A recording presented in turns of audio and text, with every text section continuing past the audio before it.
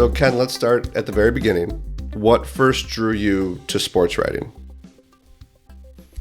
Well, going way back, I was, like many sports writers, a failed athlete. And when I couldn't make the ninth grade basketball team, which had like 20 people on it, the basketball coach, the varsity guy, made me the manager. And I knew at that point I needed to find some other things to do. So I went to the school newspaper and became the editor of that paper. Then I went to college, definitely wanting to be a newspaper reporter. And I didn't know whether I wanted to be sports or news. I thought I could do both. I didn't really have a clue. And at the paper, when I got there, this was at the University of Pennsylvania, it just seemed like the cooler guys were in sports. And that is literally how I got into sports. I read about your internship at Newsday. So you were interns with Tom Verducci? Yes. He was, no, actually, not at the same time. But Okay, he had been an intern right before me. He's 2 years older than me. got it. So he had been an intern right before me, and then he went to Cocoa Beach, I believe, for his first job, and came back right away. He was a superstar, even then, and I was not. And I was an intern as a sophomore going into a junior year in college, which was pretty young for the internship there. And the first year I just did agate, and the second year I wrote some, but they had other interns too that honestly they liked better. So, and in the story I was reading, the editor quipped to you, said you should go to law school. And I know that's something that it seems like I don't know if you've carried that with you, but something you brought up in the story I was reading. At that moment, what allowed you to stay determined to stay on this career path? Well, I definitely carried it with me, and I have mentioned it in a few articles. And at one point, the guy passed away. His name was Dick Sandler. He was a great sports editor. His son reached out to me through Facebook or something. I can't even remember, and said, This story is not true. I have heard from people at Newsday it's not true." And I said, "Dude, there were only two people in the room. Why would I make this up?" And it is true. And he didn't see in me the potential to be a really good sports writer. And that's fine. We are in a subjective business, and this happens all the time. But at the time, I remember my dad being really ticked off by this. And I was ticked off too. And I don't know that I needed much motivation. I always have been motivated, but that definitely did light a fire. And I wasn't sure that I would ever succeed in this, but I was sure that I wanted to do it and give it a shot. And that is kind of initially what drove me. And I don't really think about it much anymore, obviously. And listen, we all look at people in our lives, whether professionally or personally, and sometimes we're not right about them. So I don't hold a grudge or anything. It was just his opinion at the time. And you know what? I wasn't that great. So maybe what he was thinking was pretty accurate at that time. Your first full-time job, if I have this correct, was at the York Daily Record. Um, Correct. how did you get that job?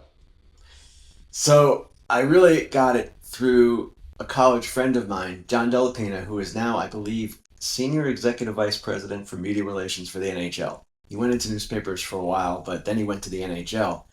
And I applied to 75 newspapers. And this was in 1984. I had some ins in some of these places, Biloxi, Mississippi, Fargo, North Dakota, and I still couldn't get a sniff.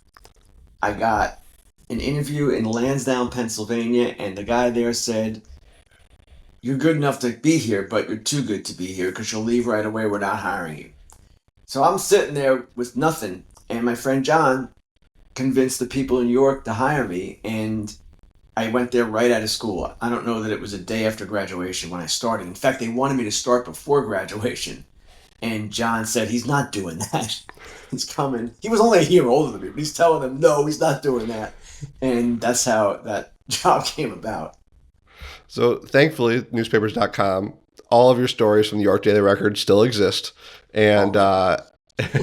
don't worry, I'll only reference one specific one, but I did look just in the spring of '84. So this must have been right after you graduated. You covered girls tennis, bodybuilding, a fitness fair, gymnastics, a high school sprinter, a high school long jumper. What do you remember about just getting thrown in that first month? I remember a few things. One, that it was kind of a crazy experience because I had not worked professionally. And at the paper, I had to continue doing what I did in college, which was not just write, but lay out the paper and edit and all of that. We had a 4-person staff. We all had to do everything.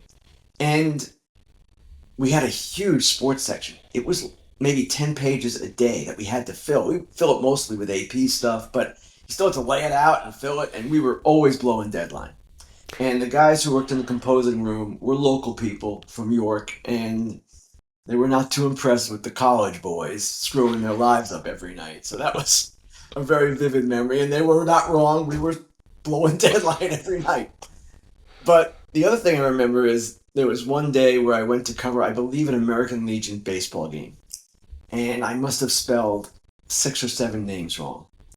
And the editor called me in and screamed at me and basically said, when you cover a game like this, you have one job: to get the names right. And it's something I carried with me. Not that I always get every name right, of course, but I just remember learning, and it was actually a fun place to work. There was a very young staff, a lot of talented people, and we were in competition with another paper in town. It was the second smallest competitive market in the country at that time.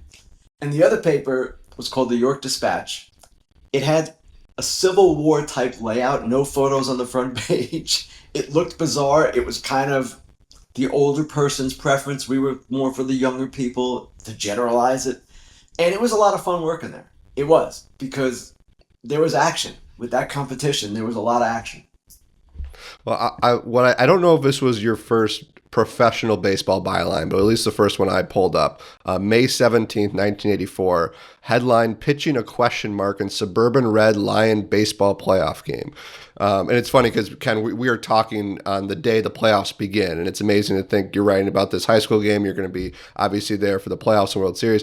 I'll read you the lead. A coin will be flipped before today's YCIAA Eastern Division Championship baseball game between York Suburban and Red Lion to decide the home team. If Suburban wins the toss, would Coach Milt Bushy want his team to bat first simply to delay the agony of watching his pitchers again? And then you have a quote from the manager. I'll segue that into why baseball? What obviously that is what you have done for a long time. It's what you're most known for. I'm curious, in the early days, when baseball became a sport for you, what you always kind of loved about it. Kevin, honestly, it was not my sport. It was not a burning desire to cover just baseball. Now, we have guys on our staff, Tyler Kepner, Jason Stark in particular, and I know Buster Olney at ESPN. These baseball writers, and they're all quite prominent, their dream was to cover baseball. Tyler idolized Jason and would write to Jason as a young boy. I mean, these guys were wanting to be baseball writers from the very start. All I wanted coming out of college was to cover a professional beat, or even a major college beat. It didn't matter which sport to me. I really didn't care. And what happened was, from York, I went to the Courier Post in South Jersey, covered harness racing and the Philadelphia Flyers and mostly high schools. And then my first big job was baseball. When the Baltimore Evening Sun hired me, this was 1987, I was 24. They hired me to compete with Tim Kirkchin and Richard Justice, who was a very prominent baseball writer for the Washington Post at the time. They basically led me to my slaughter, but that is how I fell into baseball. And yes, I fell in love with it once I started doing it, because it is a great writing sport. It's a 6-month season. It's every day. There's all kinds of angles all the time. But there was never this dream, just cover baseball. If I had ended up covering the Chicago Bears or the Philadelphia Flyers or the Utah Jazz, I don't know that it would have mattered to me. I would have been happy in any of those beats. So the Courier Post, I was reading through some of the stories you did there in South Jersey, and you mentioned the Philadelphia Flyers. Also saw some Penn State football clips of yours. What do you kind of remember about your first time traveling around? And I always ask writers for their welcome to the big leagues moment, if you will. And I don't know if it was there, but I was thinking about that, seeing some of these bylines and datelines. What kind of stands out about your time at the Courier Post? Well, my best welcome to the big leagues moment there was covering the Fiesta Bowl. I think it was 1987. Yes, it was 1987. It was Penn State versus Miami, I believe. Yep. And it was definitely Miami. Testaverde played for Miami, got picked off 5 times, I believe, in the game. And I was writing for a Penn State audience, but it did not click to me or not click in that I was writing for a Penn State audience. So I kind of wrote my gamer about Testaverde and how he blew it. Got called into the office the next day when I got home, and the editor's like, hey, the story was Penn State's defense confusing Testaverde, which he was not wrong about. But the big time moment there, the moment where it was like, welcome to the big leagues, was when I was in Phoenix or Tempe, Arizona, and I was living in New Jersey. So that was a big deal. And they originally assigned me, because I was from a smaller paper, to the arena, which was right next to Sun Devil Stadium, where the game was being played. And I was fine with that. I'll watch the game in the arena, cover it there. Didn't matter to me. But right at the last minute, they called a few of us in, and they ended up putting me in the press box right at the 50-yard line. I guess they had openings. So that was really cool. I was like so excited by that, and then so excited to cover the game, which was a memorable game. But my real welcome to the big leagues moment as a baseball writer, and this is embarrassing, but I tell the story.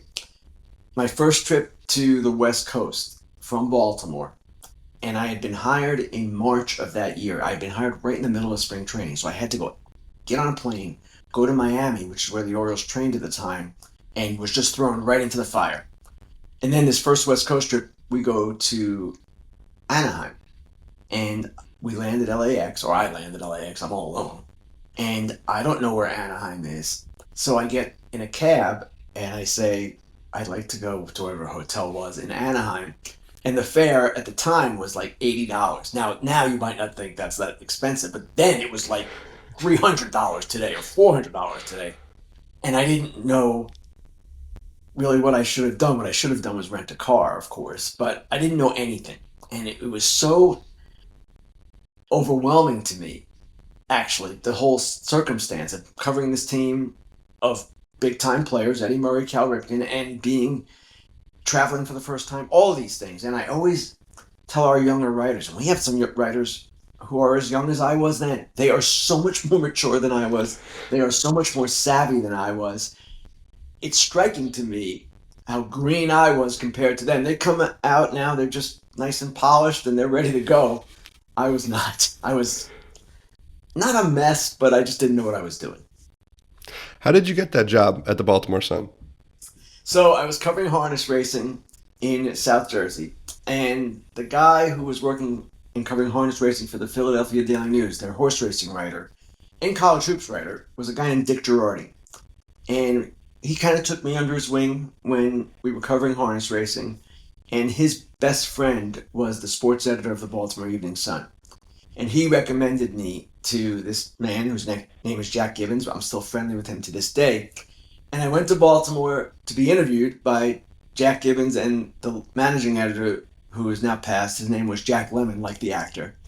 And the interview consisted of Jack Lemmon doing what a lot of news editors like to do, talk about their favorite teams, and his was the St. Louis Cardinals. And I didn't say 3 words the entire interview. And then he told the sports editor at the end of the night, that guy is too young. We cannot hire him. And I was really young, and I looked even younger. And I understood, of course, that was a problem. But the sports editor ultimately fought for me. And really, I owed Dick Girardi for that job, and I owe the sports editor for taking a chance on me. They knew that Tim Kirkjian and Richard Justice were going to crush me. They knew that. But they were playing the long game, which few papers and websites or anyone else does anymore. We do it at The Athletic to some extent with certain people, but they were hoping that I would develop and become reasonably competitive with those guys, and it sure helped when Tim left after 2 years. That made me more competitive. Well, one of the early episodes of his podcast was David Aldridge, so I've heard a lot about this, covering the Orioles during this time and how competitive it was, how many great people in that clubhouse. Do you remember the first time you broke a news story? No, but I remember. Well, maybe I do, because I didn't break very many competing against Tim and Richard. And Tim, I always say this: people see him on TV. He's the nicest person in the world, and he is. And they don't know what he was as a beat writer. There's a reason he got the Spink Award or the Career Excellence Award from the Hall of Fame. he was, as a beat writer, as competitive a person as I've ever been around. It was hell to compete against him. So there was one day I got one little story, and the Orioles had fired Cal Ripken Sr. as their manager, and this was a few months later. They were going to hire him back in some capacity. And I broke that. The next day, Tim came back with what the job was going to be, and he was going to be on the major league staff the following year. And there were three other stories, that I can't remember, that just, it was like, slap me here, slap me there, slap me again. And it was almost as if he was sending a message, don't ever do that again. It was incredibly intimidating. And I couldn't beat him. I just couldn't. I was too young. I was too inexperienced. He was a little more experienced at the time. He had been around the team. So that was really the one memorable moment from there. And he taught me a lot. And Richard taught me a lot. Those guys, yes, it was brutal competing against them. Awful on a daily basis. But I learned a ton. I want to back up briefly because I can't believe I didn't really ask about this when you brought it up. Tell me what it was like to cover harness racing. Okay, that's a good question, Kev. So I didn't know much about harness racing. I knew a little bit about thoroughbred, but where I worked, the harness track at the time was called Garden State Park. And they were paying a lot of money, especially in thoroughbreds. If you remember, well, not many people remember this. One year, they took the Kentucky Derby winner away from the Preakness to come to the Jersey Derby or whatever it was, the Jersey Stakes, and they paid out $1 zillion for this purse. So they had harness racing as well. And they asked me to cover it, and the track was beautiful. It was modern. It was a nice place to work. And I tried to cover it as I would cover any sport. That's what I thought needed to be done. So I would go down and ask the drivers questions after the races and try to write decent stories. But I quickly learned the drivers didn't like that very much. And they didn't like it probably because there was some nefarious stuff going on regarding how these races were being run and the outcomes that were being predetermined. I didn't know this. I certainly couldn't write it, but I did my best. It was wild covering, actually. It was a lot of fun. I liked covering racing, and it was also interesting, the off-the-field stuff. The big argument was always between Garden State Park in South Jersey and the Meadowlands in North Jersey. They would argue over dates and which track got the more favorable dates. So I would go to these New Jersey State Racing Commission meetings with Dick Girardi, and Dick would sit in the back just mocking these people. And it was a crazy atmosphere. And then the guy who ran Garden State Park, his name was Bob Brennan, he would call me up. I was the only person covering Garden State Park. He would call me up and rip the New Jersey State Racing Commission. He'd say, on the record, these people don't know their this from that. And I'd say, can I quote you on that? He said, you absolutely can quote me on that. And he'd go on and on. So I had a lot of fun covering it, but I didn't know what the heck I was doing. And certainly it could not be covered. I could try to cover it like a normal sport, but it was not a normal sport at that time. The last kind of frontier, if you will, that I want to get into when it comes to kind of breaking in for your career is TV. When you think about your first time kind of doing TV, what stands out about just that experience and that just entering that world? Well, I was at the Sporting News, and they had some kind of partnership with Fox Sports. At the time, Fox Sports owned a bunch of regional networks, the ones that we know as Bally today and some of the other ones. And they owned a good amount of them. And what I would do is go into a studio once a week and tape segments with all of these different regional networks. There would be like 10 of them. And they'd all come on at different times, and they'd ask me questions about their specific teams. And that's how I started. And from there, I was on the forerunner of First Take for ESPN, which was Cold Pizza, it was called at the time. And I was not very good, but I was building, I guess, something of a connection in that world, or connections in that world. And ultimately it came to the point where Fox Sports wanted to hire me, and I went to ESPN, and they also interviewed me and would have taken me on, but what they wanted me to do I thought was excessive. Now, it probably is not even 1/10 of what I do now, but it just seemed overwhelming to me, and my kids were young at the time.